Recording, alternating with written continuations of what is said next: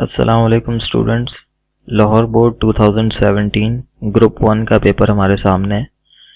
इसका क्वेश्चन 1 है, if the velocity of a body becomes double then its kinetic energy remains the same, becomes double, becomes 4 times या becomes half. तो हमें कहा गया है कि अगर किसी बॉडी की वेलोसिटी डबल कर दी जाए तो उसकी काइनेटिक एनर्जी पर क्या इफेक्ट होगा। क्या वो सेम रहेगी, डबल हो जाएगी, 4 टाइम्स हो जाएगी या हाफ हो जाएगी। तो अगर हम काइनेटिक एनर्जी का फॉर्मूला देखें तो वो होता है हाफ mv²। तो वेलोसिटी का चूंकि स्क्वायर है तो अगर हम वेलोसिटी को डबल कर देंगे तो डबल का स्क्वायर बेसिकली क्या हो जाएगा, 4 टाइम्स। तो इस वजह से हमारी काइनेटिक एनर्जी 4 टाइम्स हो जाएगी। इसका करेक्ट आंसर है सी, बिकम्स 4 टाइम्स। नेक्स्ट हमारे पास क्वेश्चन है, normal human body temperature is. तो ये हम सब जानते हैं 37 डिग्री सेल्सियस होता है।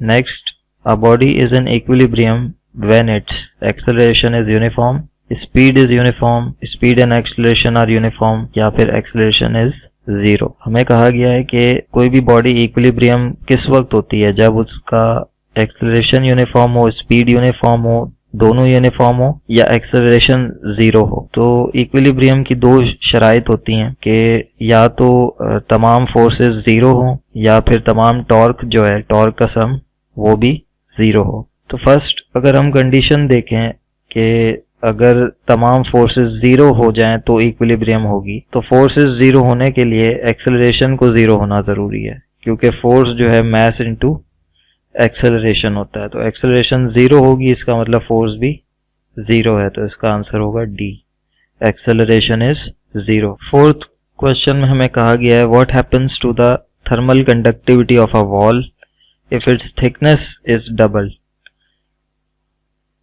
कि अगर हम किसी वॉल की थिकनेस, मोटाई को डबल कर दें तो थर्मल कंडक्टिविटी का इस पर क्या इफेक्ट होगा। क्या वो डबल हो जाएगी, क्या वो सेम रहेगी, हाफ हो जाएगी या 1/4 हो जाएगी। तो अगर हम फॉर्मूला के रेफरेंस से इसे देखें तो थर्मल कंडक्टिविटी के ऊपर इसका इफेक्ट क्या होगा, वो हाफ हो जाएगी, क्योंकि अगर हम वॉल की थिकनेस डबल कर रहे हैं तो फॉर्मूले के मुताबिक आपकी थर्मल कंडक्टिविटी हाफ हो जानी चाहिए। उसके बाद 5th MCQ है, 1 मेगा इज इक्वल्स टू। तो ये चैप्टर 1 में हमें एक टेबल दिया हुआ है बुक में, उसके मुताबिक इसका आंसर है 10⁻6। 1 मेगा जो है वो 10⁻6 के इक्वल होता है। तो इसका करेक्ट आंसर है डी। 6th क्वेश्चन हमारे पास है, which of the following substance is the lightest one. इनमें से सबसे हल्का सब्सटेंस कौन है, सबसे लाइटेस्ट कौन है, कॉपर, मरकरी, एल्यूमिनियम या लेड। तो इसमें सबसे ज्यादा जो लाइटेस्ट है वो एल्यूमिनियम है।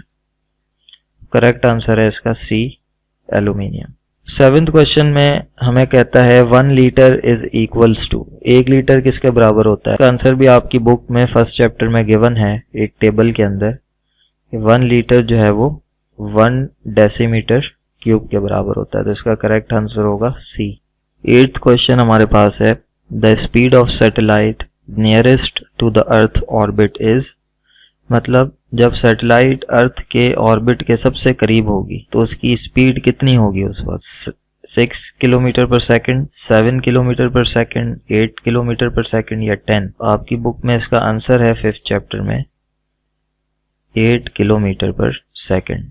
क्वेश्चन नंबर 9 में कहता है, a boy jumps out of a moving बस। एक लड़के ने चलती हुई बस से बाहर छलांग, there is danger for him to fall. तो क्या खतरा है, वो किस तरफ जाकर गिरेगा।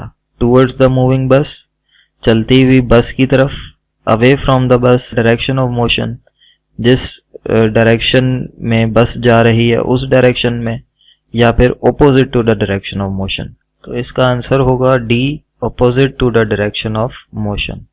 डी इसका करेक्ट आंसर है।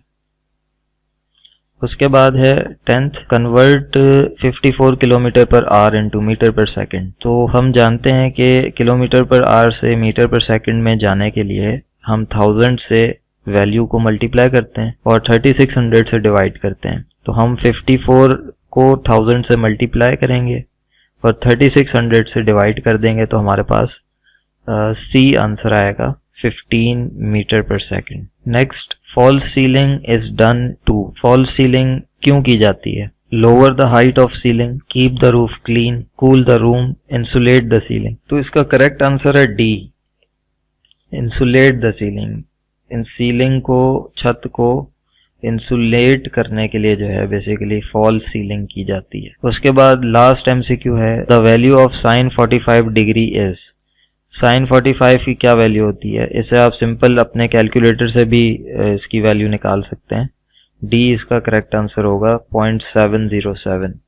कैलकुलेटर में आप साइन 45 लिखेंगे तो इसकी वैल्यू आ जाएगी। अब देखते हैं group 2 Lahore board 2017 second group.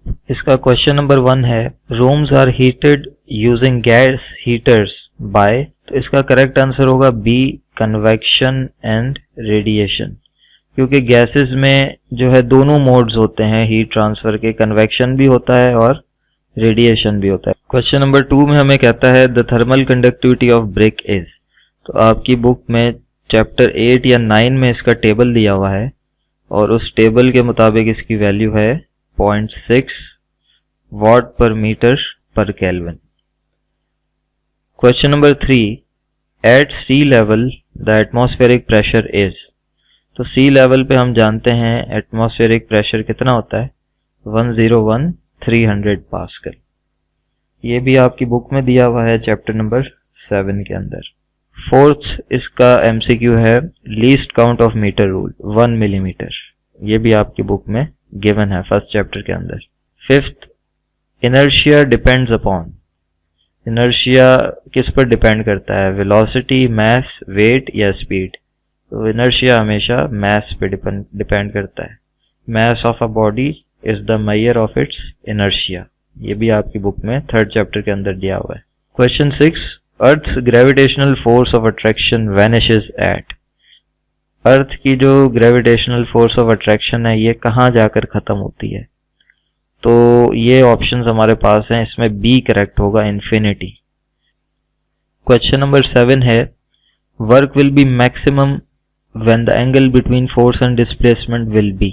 Work को मैक्सिमम होने के लिए फोर्स और डिस्प्लेसमेंट के दरमियान क्या एंगल होना चाहिए? तो इसका करेक्ट आंसर है बी, जब 0 डिग्री होगा तब हम कह सकते हैं कि वर्क मैक्सिमम है।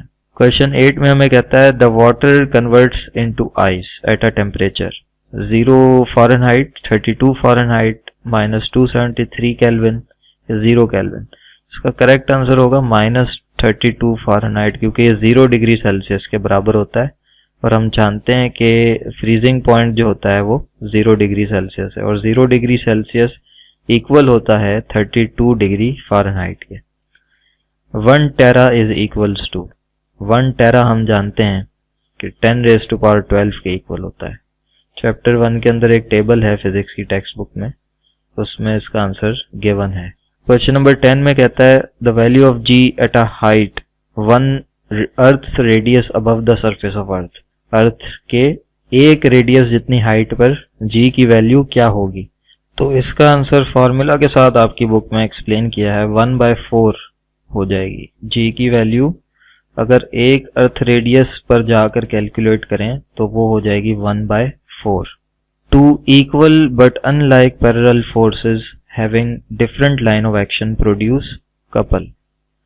डेफिनेशन से ये एमसीक्यू उठाया गया है, ठीक है। दो इक्वल और अनलाइक पैरेलल फोर्सेस जो कि डिफरेंट लाइन ऑफ एक्शन पर हों तो वो कपल प्रोड्यूस करती हैं। लास्ट एमसीक्यू हमारा है a body has translatory motion if it move along a. अच्छा, कहता है कि ट्रांसलेटरी मोशन कब होगी बॉडी की?